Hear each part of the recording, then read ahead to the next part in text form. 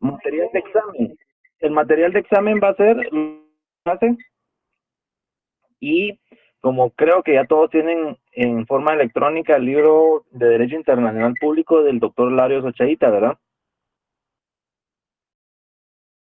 Correcto. Lick, yo tengo la uno. ¿Cuál uno?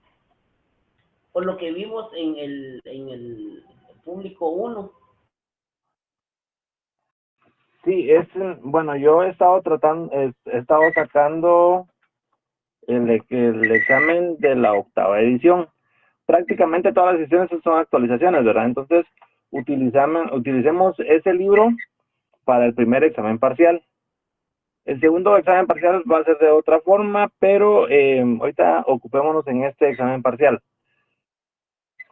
Va, va a estar comprendido desde la página uno le denomino yo desde cuando iniciamos el primer día de clases, hasta la página 203, para que lo tomen en cuenta y empiecen a estudiar ya.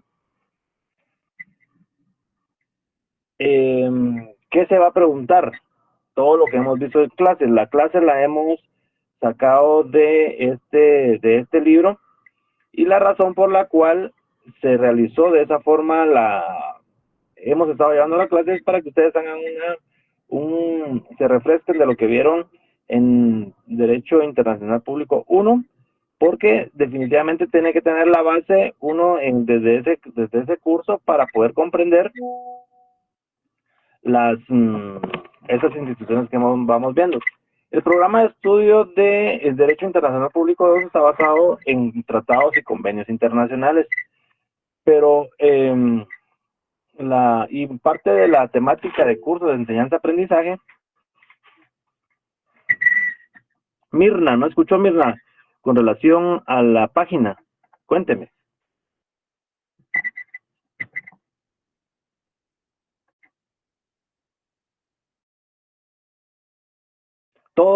Pregunta Mirna que va a entrar en el examen, todo lo que hemos visto en clase y de la página 1 a la 203.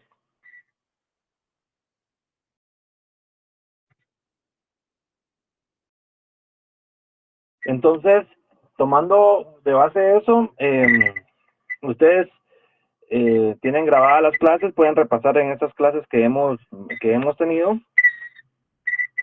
También la forma del examen van a ser preguntas directas y todas las formas de los exámenes que ustedes han tenido durante toda la carrera.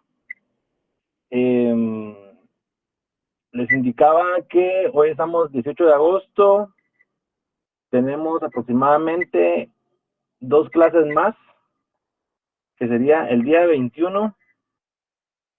Domingo Chitumul pregunta cuánto tiempo vamos a tener de examen. Eso todavía no lo sabemos. También el lunes 21 ya les confirmaron que hay clases. Hay asueto, Lick. Pero esto ya es, ya es oficial.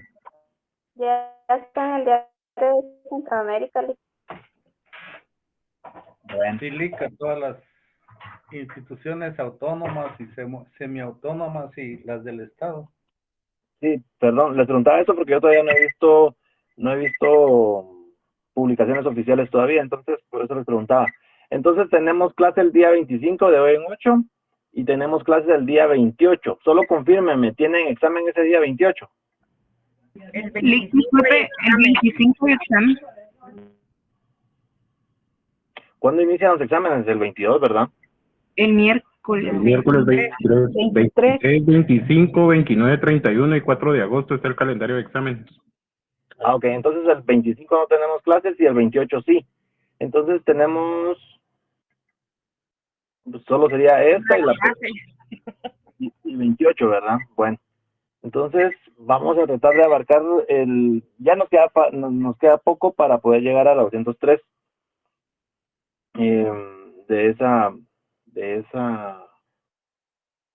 de esa forma vamos a hacer el examen. ¿Cuánto tiempo? Preguntaba ahí Domingo. Todavía no les puedo decir porque no No tengo, no sé cuántas preguntas van a venir en cada variante, son muchas variantes, entonces ustedes son expertos en realizar exámenes así en línea, ¿verdad? Con el Classroom, el Google. Entonces va a ser bien sencillo el examen, no es cosa de otro mundo de lo que hemos visto en clase, eh, y es lo que estamos viendo el día de hoy, y lo del día 28. Entonces solo tenemos esta clase y la próxima. ¿Alguna duda?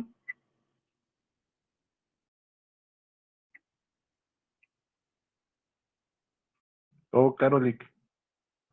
Ok, muy bien.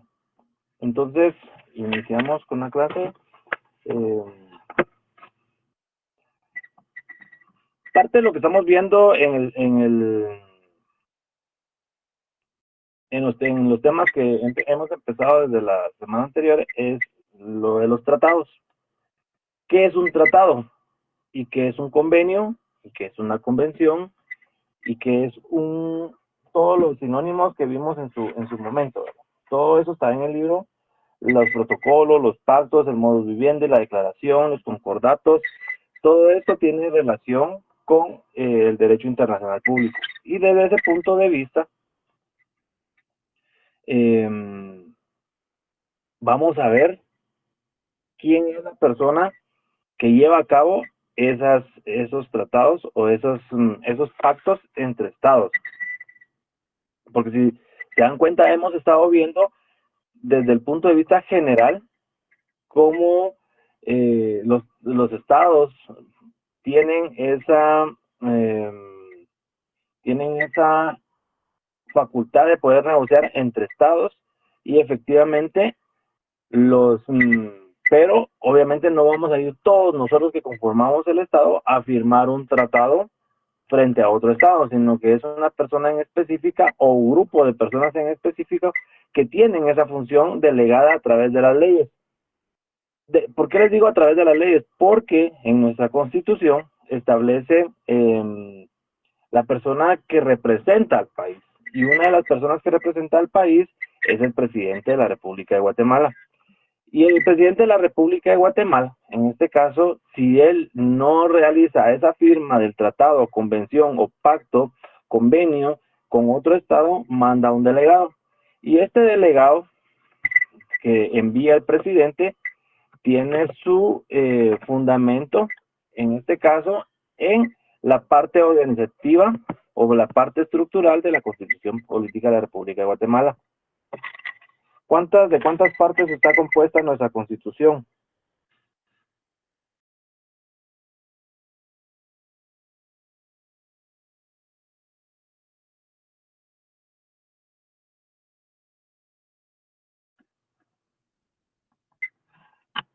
Una es la parte dogmática, Lick.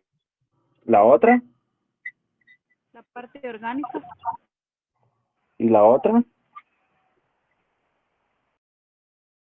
Pragmática. Pragmática o práctica, exacto, muy bien. Y nuestra Constitución indica en la parte dogmática, que ya sabemos que son todos los derechos, las garantías y los principios que están regulados ahí, que son inherentes a nosotros como personas humanas. Y la parte orgánica establece la forma en que está organizado el Estado desde el punto de vista constitucional, cómo determina cada una de las funciones y a quién le delega esa soberanía para poder establecer o ejecutar esas funciones. Y dentro de esas funciones está el organismo ejecutivo.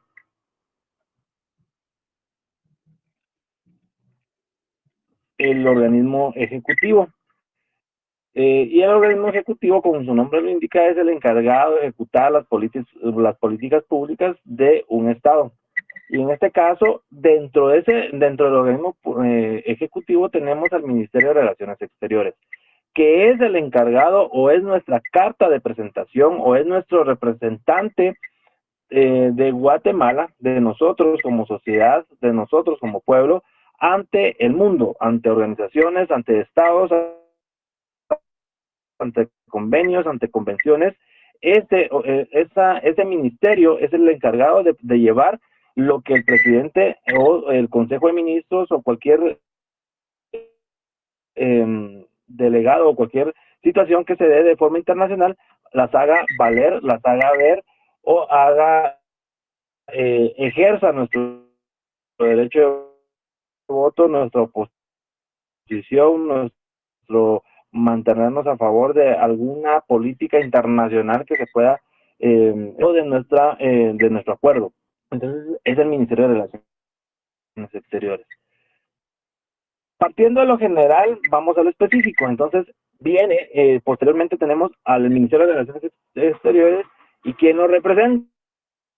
Ese es, en este caso es el ministro de Relaciones Exteriores quien representa a Guatemala a nivel internacional. Pero esa representación la hace a través de la diplomacia. ¿Y qué es la diplomacia? La diplomacia no es más que es una ciencia que estudia las relaciones entre estados, propiamente dichos, relaciones públicas entre estados. Entonces, derivado a eso es que cuando ustedes miran, leen noticias o miran noticias y hay una noticia de carácter internacional de parte de Guatemala, entonces la mayoría perdón, de periodistas o presentadores de noticias establecen la diplomacia de Guatemala o el ente encargado del diplomático o los diplomáticos guatemaltecos se hicieron presentes en tal lugar y representan a Guatemala. Entonces, vemos acá y determinamos qué es la diplomacia. Nosotros escuchamos 1000 veces y escuchamos en todos o leemos en cualquier lugar la diplomacia, pero en sí, ¿qué es la diplomacia? Como lo indico, la diplomacia es una ciencia, en este caso auxiliar del derecho, podríamos denominarla así, que estudia los intereses y las relaciones que se dan entre estados y entre organizaciones u órganos internacionales. Pero de la diplomacia sale la palabra, en este caso, los diplomáticos, que son las personas que ejercen esa ciencia frente a otros estados para poder llevar a cabo esa representación de Guatemala ante la comunidad internacional. Yo les preguntaría en el examen, dígame la diferencia entre la diplomacia y el diplomático, la persona o un diplomático. ¿Qué me contestarían ustedes? Con sus propias palabras en la forma en que lo entienden. ¿Un voluntario? La diplomacia es la ciencia que estudia los intereses y las relaciones entre estados. Y el diplomático, dijo. Así es. Es la persona que representa a Guatemala a nivel mundial o internacional. Internacional o la persona que ejerce la diplomacia, ¿verdad? Eso, entonces ya tenemos, ya tenemos concretizado qué es la diplomacia del diplomático. Entonces, derivado de eso, Guatemala tiene muchas relaciones con otros estados a nivel internacional y tiene embajadas y tiene consulados. ¿Qué diferencia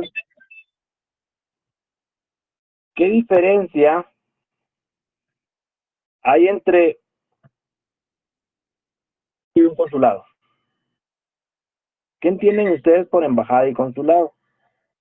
Vamos a ver acá, vamos a preguntarle aquí está, Jamie.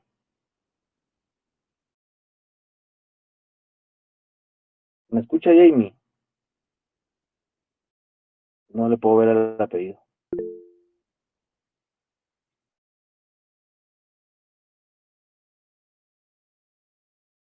Misma Magalí Mexicano levantó la mano. Cuénteme.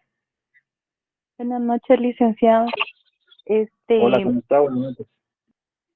El consulado es a donde se pueden abocar, digamos, nuestras personas guatemaltecas que viven en otro país. Compatriotas. Compatriotas, para resolver asuntos jurídicos o asuntos de su estadía en otro país, ¿verdad? O si les sucede algo, ahí pueden ir a poner una denuncia o solicitar documentos o si quieren también presentar ¿cómo se llama? Cuando quieren denominar a alguien como su representante. Así es. Entonces Eso es ahí se el pueden consulado. abocar ellos, ¿verdad? Digamos que es como su respaldo jurídico en otro país. Así es. Muy bien. Efectivamente, es un órgano de la administración pública que tiene la representación de Guatemala en otro estado, y su principal función o objetivo, o la razón por la cual el estado de Guatemala colocó, puso o estableció un consulado en cierta parte del mundo, en un país, es para asistir y proteger a los ciudadanos guatemaltecos. Tal como lo indica Mirna, efectivamente es un órgano, es como que tuviéramos allá en Guatemala, allá en Estados Unidos, que es el país donde más consulados tiene Guatemala, porque tiene en varios estados de Estados Unidos varias oficinas, denominémosle oficinas como tal, como físicamente, donde se encuentran los consulados, y ahí en esa oficina, imagínense ustedes, imagínense el rótulo que dice Consulado de Guatemala, la bandera de Guatemala, el escudo de Guatemala, la monja blanca dibujada así en la pared, en el frente del consulado. Pero dentro del consulado hay se denomina como consulado de forma general. Ese inmueble se denomina consulado, y adentro está toda la administración pública. Se imaginan ustedes que puede estar RENAP, que puede estar un representante del Archivo General de Protocolos, un representante de la SAT, un representante del Registro Mercantil, un representante de la PGN, un representante del Ministerio Público, un representante de cualquier institución que se puedan imaginar ustedes. Pero todas estas es canalizada a través del Consulado de Guatemala. ¿Por qué? Porque es un pedacito de Guatemala que está en otro país, y su interés o su objetivo principal o primordial es ayudar, proteger y darle asistencia de cualquier índole, tanto asistencia jurídica, asistencia política, de cualquier índole a una persona guatemalteca, ya sea que esté en Estados Unidos de una forma regular o irregular. Ese es el consulado. ¿Y quién la representa? Hay como un presidente chiquito que se le llama el cónsul de Guatemala, que es el que representa ese consulado, es el que ejerce la representación de toda la sociedad guatemalteca, y va a estar ahí frente a ese consulado, esperando o solicitando o recepcionando los requerimientos que quieran los connacionales o compatriotas, como mencionó el compañero, para alguna necesidad, o un requerimiento que necesite en ese país. Guatemala es uno de los países que tiene más consulados a nivel internacional, y en especial en Estados Unidos, porque hay consulados en diferentes estados, no sé en cuántos estados, pero hay en Washington, hay en Los Ángeles, hay en varios estados de Estados Unidos. Y todos los guatemaltecos llegan ahí a solicitar, por ejemplo, y un ejemplo claro está acá, lo que va a pasar el domingo, que hay van a haber urnas del Tribunal Supremo Electoral recepcionando los votos de las personas que están empadronadas en Guatemala y que pueden ejercer su derecho a voto, y lo van a hacer en un consulado o en la embajada o en algún inmueble que ha puesto a disposición el Tribunal Supremo Electoral a través de esa organización. ¿Estamos bien qué es consulado? Ahora veamos qué es una embajada. ¿Qué diferencia hay entre un consulado y una embajada? Pero primero veamos qué es embajada. ¿Algún voluntario, por favor? La embajada entonces sería solamente la entidad o la Organización Internacional Diplomática, es la que se encarga de hacer los enlaces o los puentes entre naciones, por ejemplo, entre Estados Unidos y Guatemala, ¿sí? Mientras que el consulado sería quien hace las funciones de ayudar a nuestros compatriotas, ¿sí? En atender a nuestros compatriotas fuera de nuestra nación. ¿Estoy equivocado, licenciado? No, Miguel Ángel, ¿verdad? Así es. Sí, Miguel Ángel. Efectivamente. Licenciado, disculpe. Sí, Wilber. Buenas noches, Lick. Compañeros, yo creo que la embajada es donde se encuentra la persona, el embajador, que es el representante de una nación. Y a veces en una embajada pueden haber consulados también. Y el consulado es, digamos, que una parte operativa que representa a la nación en otros países. Eso es lo que creo yo, como es una embajada pequeña, un consulado, si no estoy mal. Definitivamente, Wilber, la embajada y el consulado es casi la misma situación. Son dos representaciones de nuestro país en el extranjero. Solamente que en sí, la embajada se declara, o su trabajo, su función es como el embajador, es fortalecer las relaciones entre naciones, y el consulado es el área práctica, donde se le da la atención a nuestros compatriotas. Claro, muchas gracias. Sí, efectivamente, muchas gracias por el aporte a los compañeros que participaron. Efectivamente, la embajada va a ser la misión diplomática, que es diplomática, ya sabemos que es aquella ciencia que estudia las relaciones entre estados, y el diplomático es la persona que ejerce esa diplomacia. La embajada va a ser aquel pedacito del territorio de Guatemala que va a estar asentado en el territorio de otro estado, y que va a tener, y que una de sus funciones es representar por ejemplo, a nosotros como guatemaltecos ante otro país o ante otro estado como anfitrión, velando por, en este caso, tiene muchas funciones, pero la función principal es representar a Guatemala frente al país y tener esa relación de cordialidad entre Guatemala. Por ejemplo, Guatemala tiene embajadas en muchos países, tiene en Estados Unidos, en todos los países que ustedes se puedan imaginar. No en todos, pero sí en la mayoría. Entonces, la embajada va a ser ese pedacito de Guatemala, ese pedacito de territorio guatemalteco, donde va a estar ondeando la bandera de Guatemala, y va a tener como objetivo mantener esas relaciones del Estado.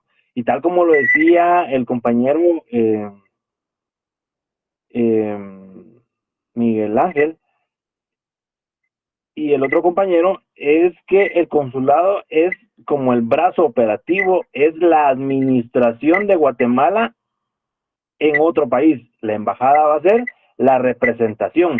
Y sí, pues efectivamente pueden haber consulados dentro de la embajada. O sea, la embajada va a ser, también podríamos indicarle de que el embajador va a ser un presidente, representante del presidente en el otro país, y el cónsul va a ser el representante de la administración pública en otro país.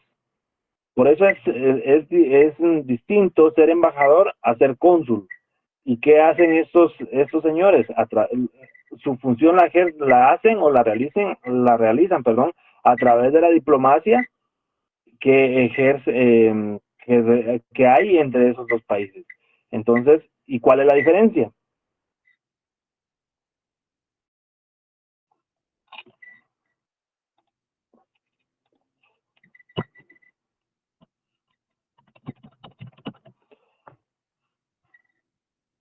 La diferencia va a ser efectivamente las funciones que va a tener cada una de ellos. La embajada va a ser la representante que va a tener a su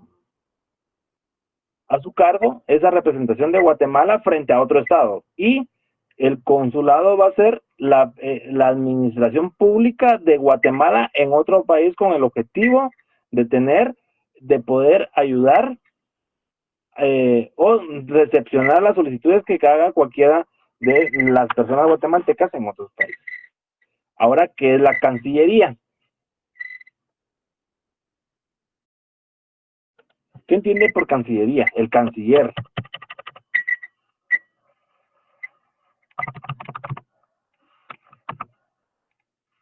¿Me pudieran colaborar con eso?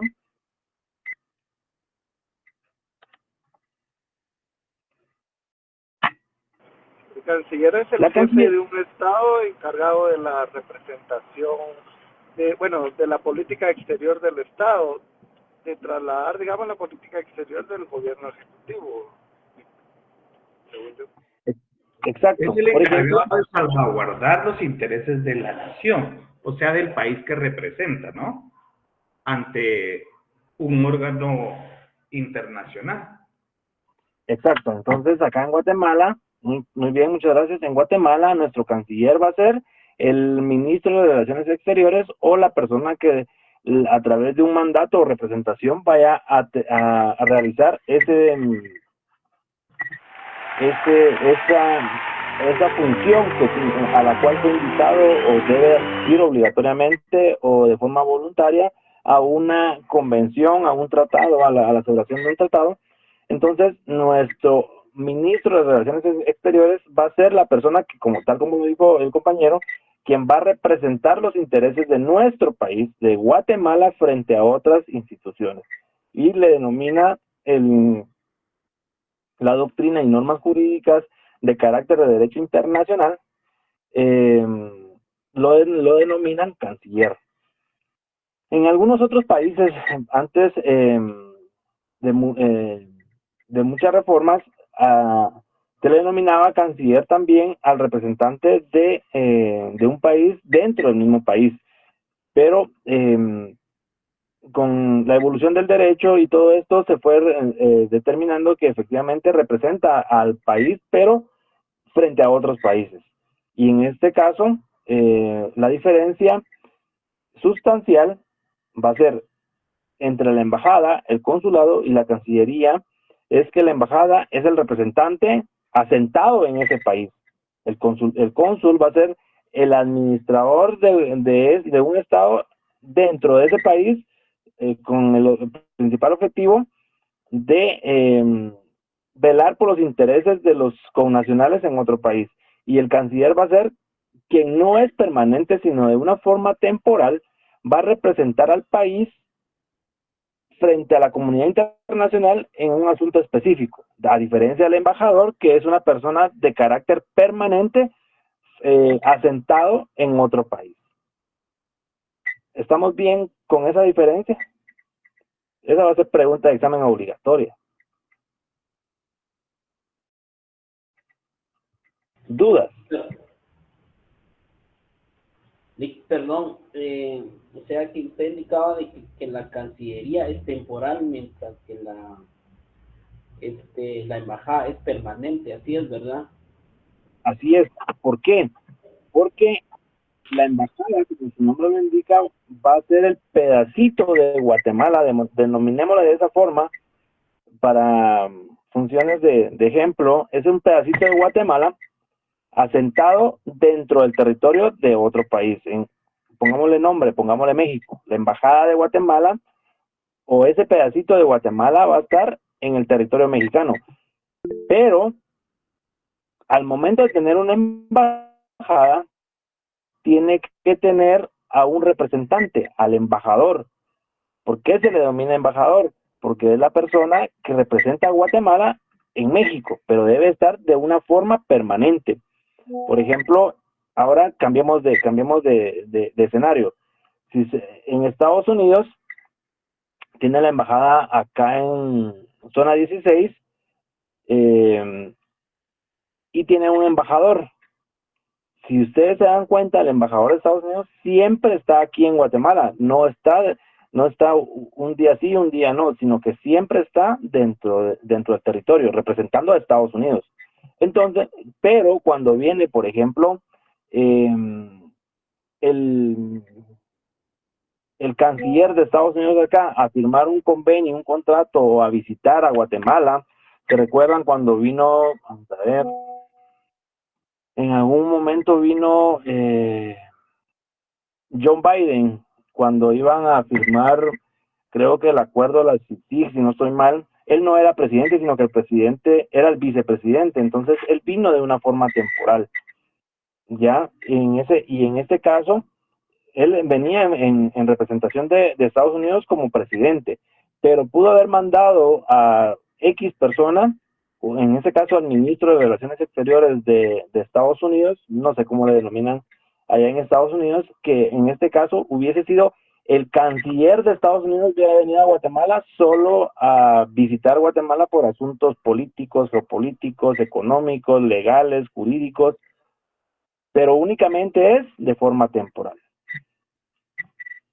Diferencia entonces, embajada permanente, canciller temporal, consulado permanente, pero con funciones de administración pública en otro país, ejerciendo con el objetivo principal o primordial de velar por los intereses de ciudadanos guatemaltecos en otro país. Sí, perdone, se podría concluir de que la embajada es la estructura, como que es una casa, ¿vale? Que está en otros países, mientras que la Cancillería en este caso, bueno, yo lo entiendo de esa manera por ser temporal, como que es la persona, o estoy mal, perdón. Sí, efectivamente, así es, porque dentro de la doctrina, usted toca un punto muy importante, porque dentro de la doctrina de derecho internacional, por ejemplo, el nombre o el término o el vocablo canciller o cancillería es de índole universal. Por ejemplo, nuestro canciller se le denomina aquí en Guatemala Ministerio de Relaciones Exteriores. Por ejemplo, en otro país le pueden denominar el Ministerio del Exterior o el Ministerio de Asuntos Internacionales o el Ministerio Internacional, cualquier nombre que le pudieran poner en cualquier país. Pero a nivel internacional o vocablo internacional, a todas estas personas que van a representar a otro estado le denominan canciller o la cancillería. Entonces, si ustedes se dan cuenta, por ejemplo, en alguna noticia internacional se establece que el canciller de Guatemala vino, el canciller mexicano fue a Estados Unidos, el canciller ruso estuvo en China, el canciller chino estuvo en Estados Unidos. Es un vocablo internacional, ¿ya? Pero dentro de el país tiene otro nombre, pero internacionalmente lo denominan esa persona que tiene las relaciones temporales.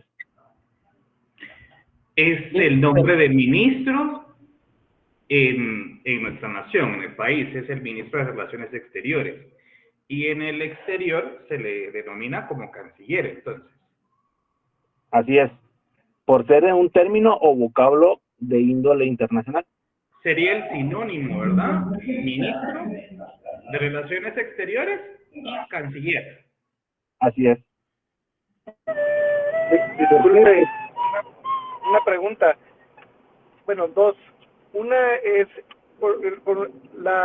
cada nación paga el territorio en donde va a estar su embajada, o es una donación que recibe del Estado que le va a la embajada. Esa es mi pregunta. Y la otra, hablando de Cancillería, ¿por qué digamos que el presidente de Alemania se llama canciller? Usted, de casualidad, sí lo sabe.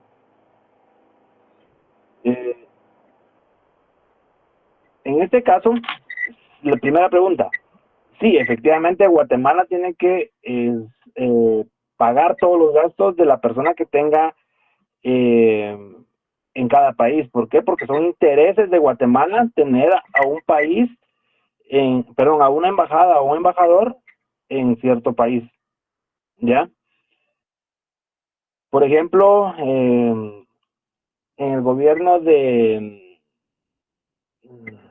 Jimmy Morales, cambia la embajada de Israel, la embajada de Guatemala en Israel estaba en Tel Aviv y lo pasa a Jerusalén. Todos esos gastos de traslado los paga Guatemala, de hecho lo pagamos nosotros, ¿ya?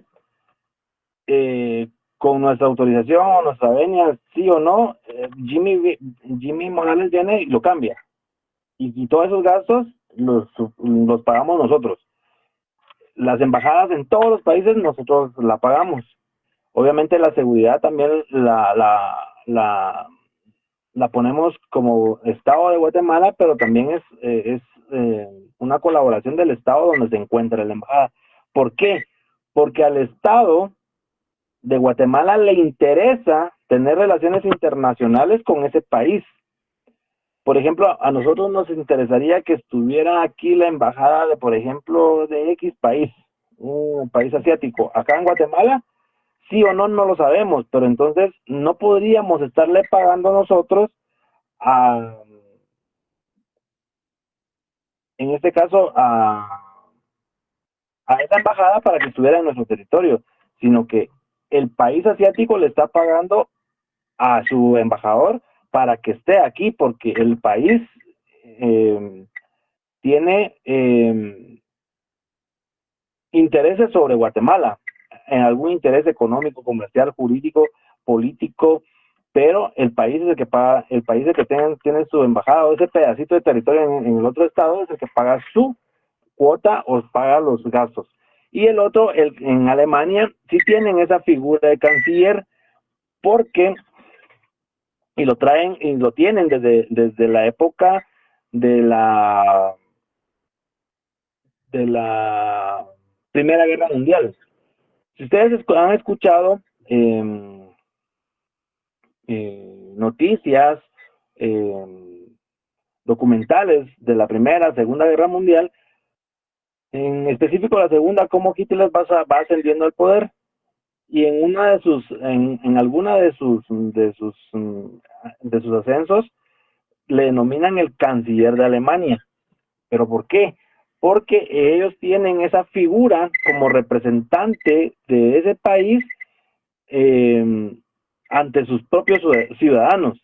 En cambio nosotros tenemos al presidente, vicepresidente y todas las personas que pudieran representarnos a nosotros, pero en sí, quien ejerce la soberanía, que es el presidente y vicepresidente, para nosotros es el que nos representa. En Alemania, por alguna razón, le denominan con ese vocablo de canciller. La razón es porque efectivamente ellos tienen otras formas de representación o de sistema de gobernanza o de gobierno en su país. Gracias, Lick. Bueno. Lick, perdone. Entonces el Estado es el encargado de pagar el espacio de su embajada en cada país donde está representado. Así es. Que era de 244 millones, si no estoy mal, que el país más caro, el que paga más en sus representaciones, es Suiza, que paga 1.2 millones. Claro, y va dependiendo del tipo de moneda, el tipo de cambio, el tipo, hasta del lugar en donde está sentada la embajada del país. Por ejemplo, si ustedes se dan cuenta, aquí en Guatemala hay un sector en la zona 14 donde están todas las embajadas. Y es en Europlaza, por ejemplo, a la par de Europlaza está la embajada de Argentina, adelantito está la embajada de Italia.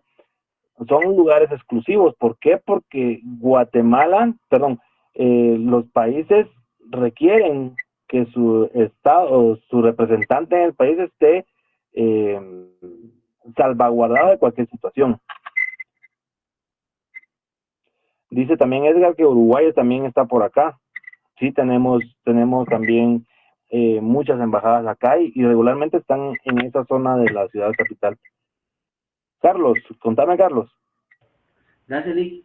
¿Qué le voy a preguntar? Usted indicaba también de que el consulado es temporal, ¿no? ¿O estoy mal?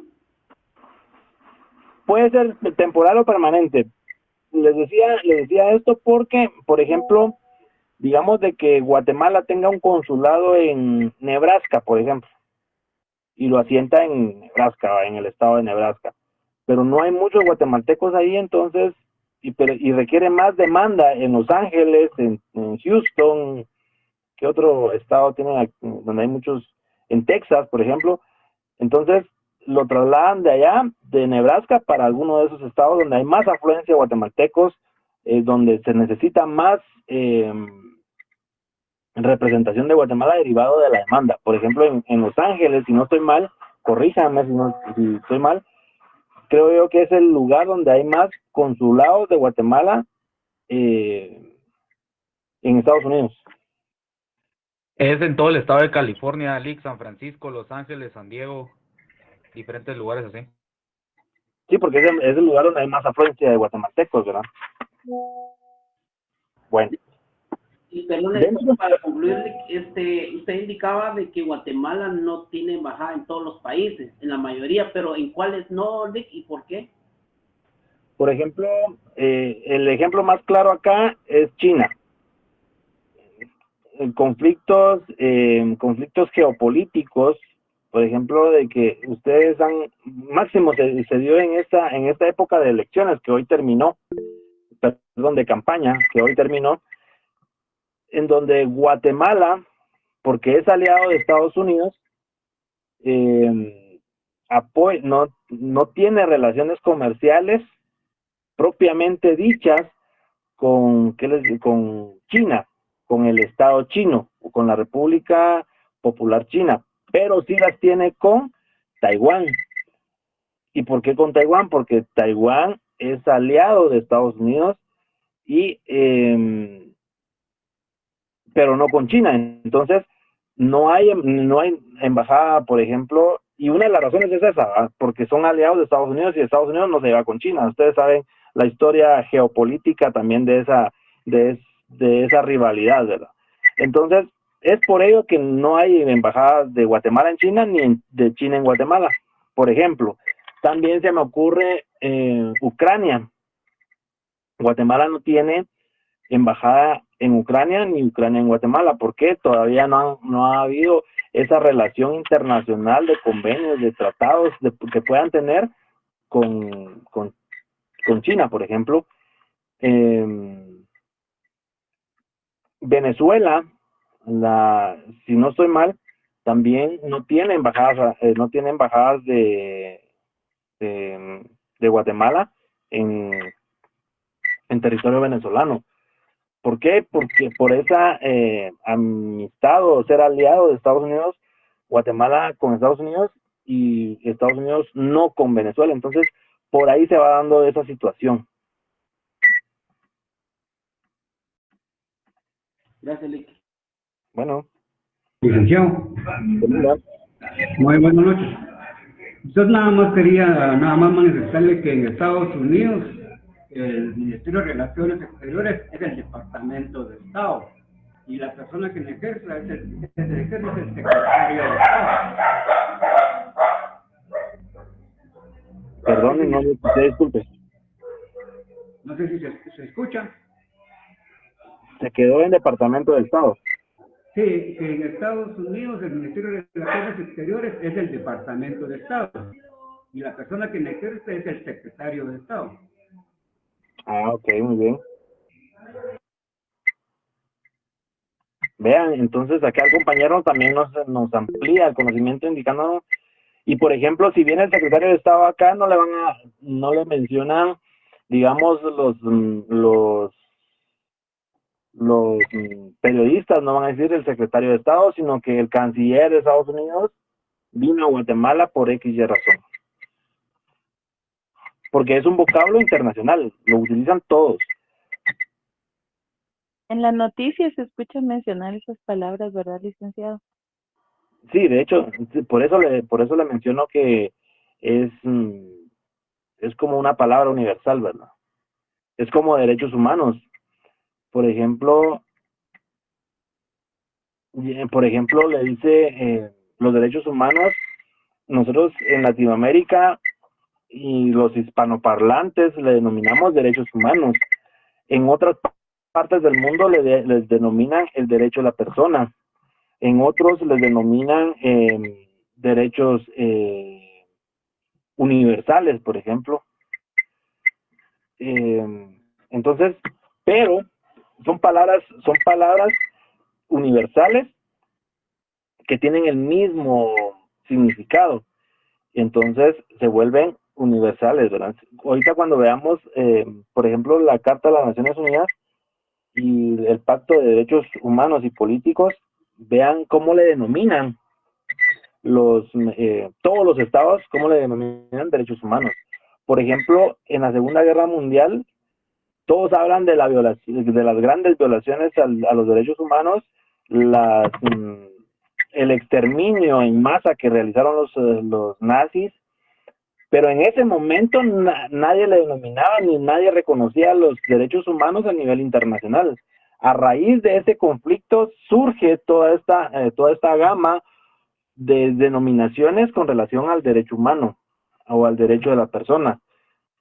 Por ejemplo, ustedes van en la calle, estudiantes del 10º semestre, sección G, y les pregunta una persona X, licenciado, disculpe, fíjese que me quedé con una duda porque me preguntaron sobre mis derechos humanos y mi derecho personal y mi derecho de gente. ¿Qué le responderían ustedes atendiendo de que ya tienen aprobado el curso de derechos humanos? ¿Cómo le responderían ustedes? Voluntarios, por favor.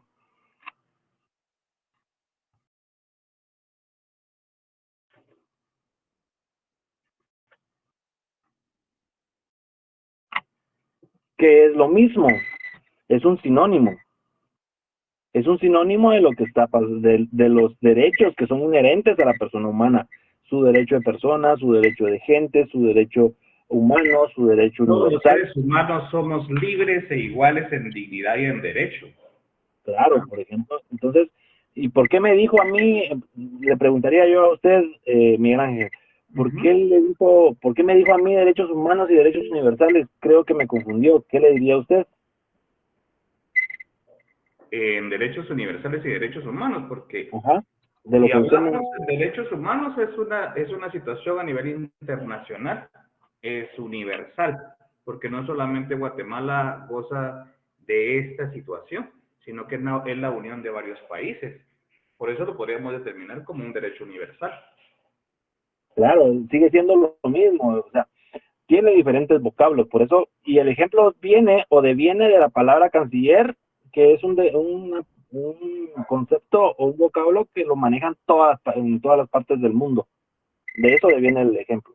Diana levantó la mano. ¿Cómo está, Diana? Buenas noches. Buenas noches, Rick. Yo, con la relación a lo que usted preguntaba, yo creería que mi derecho personal, pues, como ciudadana, y el derecho de gente, yo lo relacionaba más al derecho internacional privado y el derecho y los derechos humanos, ¿verdad? Me preguntaba, pero no sé, gracias. Sí, efectivamente, también el derecho de gente es, si nosotros vamos y tomamos como referencia lo que me menciona Diana, en este caso sigue siendo un derecho humano, ¿verdad? Porque tenemos derecho al nombre, que seamos reconocidos en otro país, está reconocido el derecho a la nacionalidad, de que no seamos, al nombre, ya les dije nombre, ¿verdad? A la identidad, por ejemplo, a la no discriminación. Entonces, es parte de nuestros derechos como seres humanos, como personas que somos, ¿verdad? Porque si nosotros nos vamos a Estados Unidos, allá en Estados Unidos, aquí nos llamamos Juan Pérez de los Palotes y allá en Estados Unidos nos vamos a llamar Juan Pérez de los Palotes. Y debe ser reconocido nuestro nombre porque, salvo que nos cambiamos el nombre, que eso es otra, ya entra, pero sigue siendo un derecho humano cambiarme el nombre. Ya es un derecho inherente a mí. Yo no me quiero llamar Juan Pérez de los Palotes, sino que ahora me quiero llamar John Pérez de los Palotes. Entonces, sigue siendo un derecho que es inherente a mi persona. Internacional, tanto público como privado, como interno. Entonces, de ahí viene el ejemplo. Licenciado, disculpe una pregunta. Si las personas que están ilegales, por ejemplo, allá en Estados Unidos, ¿verdad? Pierden la validez de ¿De qué derechos?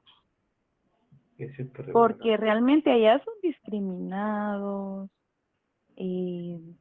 son maltratados y explotados, ¿verdad? Claro, lo que pasa, pero si usted se da, lo vemos desde el punto de vista del derecho privado, nosotros tenemos, o sea, no pueden ser violados, ni violentados, ni vulnerados nuestros derechos como tal. El Estado de Guatemala, junto con todos los demás estados que firmaron la Carta de las Naciones Unidas, se comprometen a que nunca más se vuelva a dar un conflicto o tratar de de no hacer la guerra otra vez a nivel mundial. Por eso fue que nace la Carta de las Naciones Unidas. Y Guatemala se convierte en uno de esos firmantes de ese pacto o de esa carta, y se compromete a no vulnerar derechos de las personas a nivel internacional y derechos a nivel nacional. Entonces, tenemos la protección del Estado como guatemaltecos por parte de Guatemala. Pero cuando viene un gringo, denominémoslo así, o un estadounidense, acá en Guatemala, también tiene derecho a la seguridad, a la protección, tiene derecho a que no le cambiemos el nombre solo porque le queremos cambiar el nombre, salvo apodos, ¿verdad? Tiene derecho a que no sea molestado porque viene a visitar Guatemala. Entonces, el Estado de Guatemala y el Estado de Estados Unidos están comprometidos a no violentar eso, que se dé desde el punto de vista particular con personas que no comprenden esa situación. Eso es un hecho, eso efectivamente es un hecho que se va a dar, querramos o no querramos. Ustedes han visto las noticias como las personas blancas son racistas con los afroamericanos que viven en Estados Unidos. De hecho, hasta los matan. ¿Se recuerdan de aquel policía que ahogó a una persona afroamericana? Entonces, allá no respetan eso, pero ya es de forma particular. Pero el Estado en sí está comprometido a respetar esos derechos.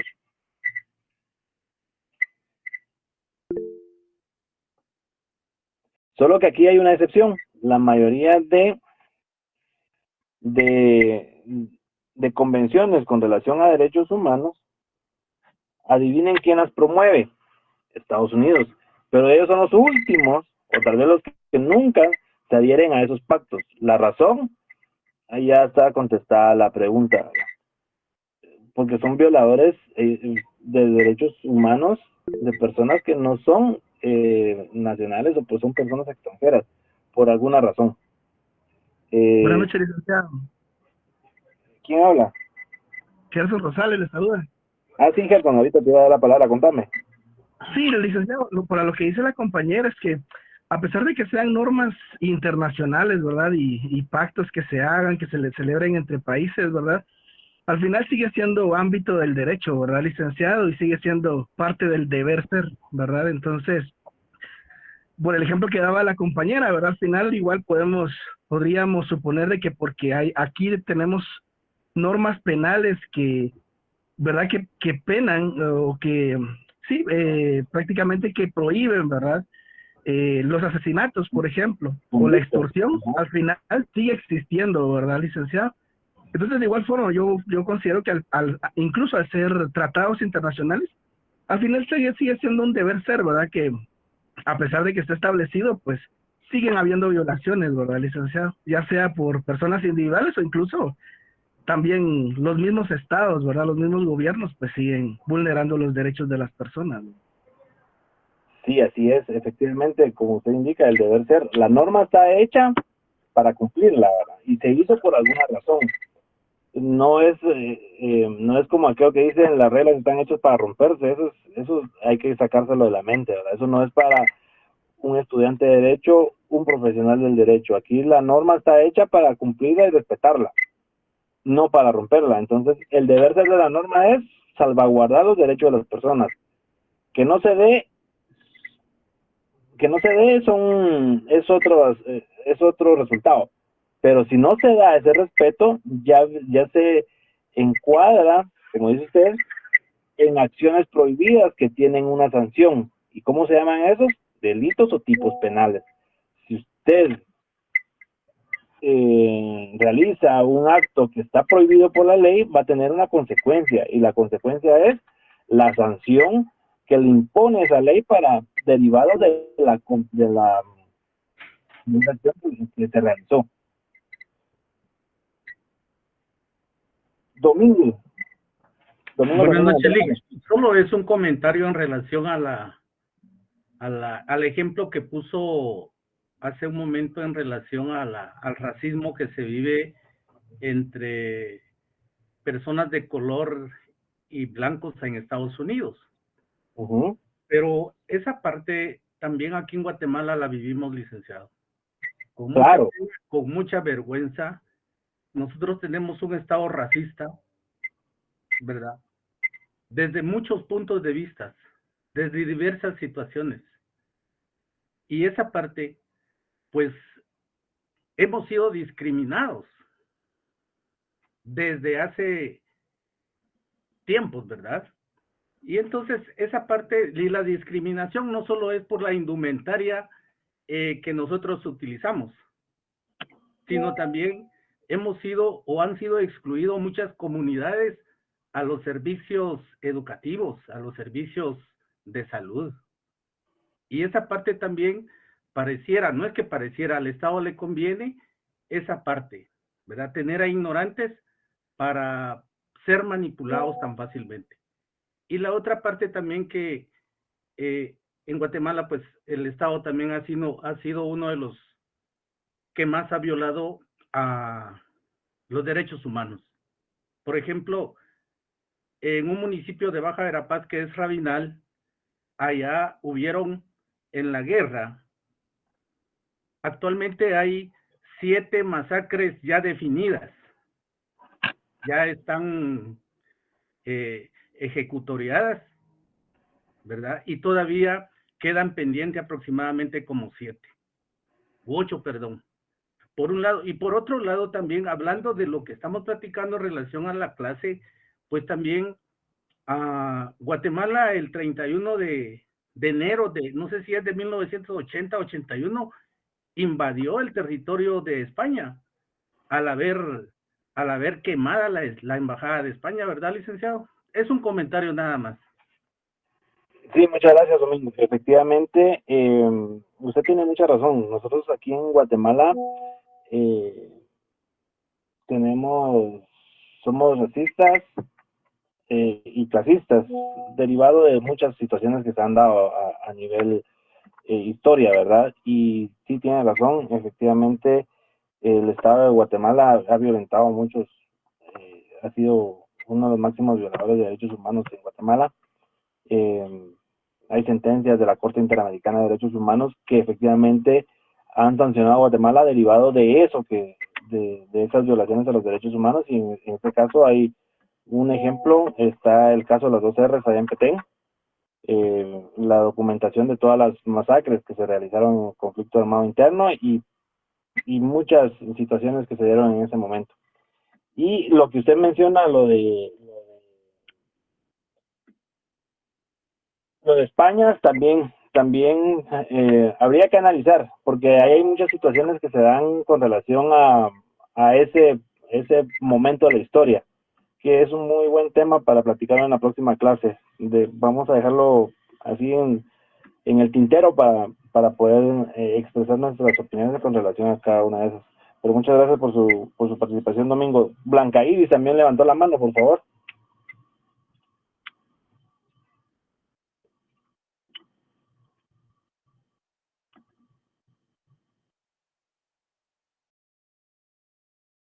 Bueno, se nos perdió Blanca Iris. Entonces, en ese sentido, esto la clase de hoy deviene y relacionado a los tratados. Estamos en la sección de tratados, pero es importante saber quiénes celebran los tratados, porque, como les decía al principio de la clase, ya comprendimos que es un tratado, un convenio, una convención, pero en sí, ¿quiénes lo firman? ¿O quiénes van a representarnos a nosotros ante esa comunidad internacional porque no podemos ir como sociedad en muchos buses a firmar ese tratado. Entonces, nosotros delegamos, como lo que vamos a hacer el domingo, delegamos la representación o la soberanía a un representante que es el presidente, y si es en ese momento el presidente no puede ir, él la delega a un representante, que puede ser el canciller o la persona que vaya en representación del canciller o el ministro de Relaciones Exteriores. Entonces, ya saben, la diferencia es, puede ser el canciller, puede ser el embajador que representa a Guatemala en su momento, el consulado, que su objetivo principal es la atención y la ayuda con ciudadanos en alguna de las situaciones. ¿Qué es el diplomático? Es la persona que ejerce la diplomacia, y la diplomacia es la ciencia que estudia las relaciones entre estados. Y algo muy muy importante es también una nunciatura, y eso se toma muy en concreto, porque la nunciatura, cuando se da un tratado entre un estado y otro estado, se denomina tratado, convenio, convención y los demás sinónimos que están, protocolo y todos los sinónimos que pueden aparecer. Pero cuando se da un tratado entre Guatemala y el Vaticano, en este caso la persona también va a ser un diplomático o un nuncio del Vaticano para que firme el tratado con Guatemala. Y la embajada del Vaticano acá en Guatemala no se denomina embajada, no se le puede denominar embajada. ¿Por qué? Porque es un estado sui generis. Ya entendí, en teoría del estado vimos la diferencia entre estados y las clases de estados. Y este caso, el Vaticano es un estado sui generis porque tiene un carácter especial. Y la embajada del Vaticano en cada uno de los estados o países del mundo no se le denomina embajada, sino nunciatura, donde se encuentra el nuncio apostólico o el representante del Vaticano en cierto país en este caso en Guatemala, por ejemplo, y la nunciatura acá en Guatemala está en la zona 9. Entonces, y le podemos denominar como sinónimo la embajada del Vaticano en Guatemala, pero no se denomina embajada, sino que es la nunciatura, la representación del Vaticano en cada uno de los países. ¿Estamos bien? Entonces, el único encargado de firmar los tratados internacionales, convenios y todo, es el ministro de Relaciones Internacionales. En nuestro caso es el ministro de Relaciones Exteriores. También es el encargado de firmar con la Nunciatura Apostólica de la Santa Sede, ¿no? Así es. Porque es la embajada o la representación del Vaticano en Guatemala. La Nunciatura Apostólica. Ok, gracias, Lick. Ok, muy bien. Entonces, estamos bien ahí. Los veo, primero Dios, el próximo, ¿qué? 28, ¿verdad? 21 hay feriado. 25 tienen examen. Entonces, los veo el día 21. Recuerden que el próximo domingo tenemos un deber cívico. Los invito a que vayan a las urnas a votar, a ejercer su derecho de voto. Y un feliz fin de semana a todos. Buenas noches. Feliz descanso, Lick. Buenas noches. Gracias, licenciado. Buenas noches. Licenciado, buenas noches. Buenas noches, licenciado.